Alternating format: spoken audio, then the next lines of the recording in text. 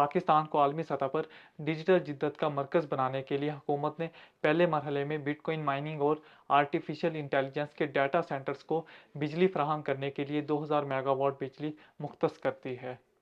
وزارت خزانہ کی جانب سے ایک بیان جاری کیا گیا ہے جس میں کہا گیا ہے کہ یہ تاریخی منصوبہ پاکستان کرپٹو کونسل کے قیادت میں آگے بڑھایا جا رہا ہے۔ پاکستان کرپٹو کونسل PCC وزارت خزانہ کے انڈر کام کرتا ہے، جس کا مقصد اضافی بجلی کو مؤثر طریقے سے استعمال میں لا کر اربوں ڈالرز کی فورن انویسٹمنٹس لے کر آنا ہے، ہائی ٹیک امپلائمنٹس کریٹ کرنا اور حکومت کے ریونیو میں اضافہ کرنا ہے۔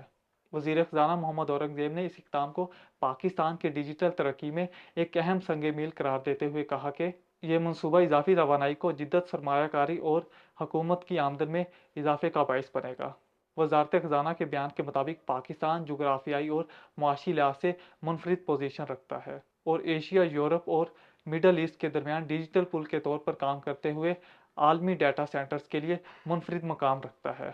اسی وجہ سے پاکستان کرپٹو کونسل کے قیام کے بعد سے عالمی بٹ کوائن مائنز کی اس میں دلچسپی دیکھنے میں آئی ہے۔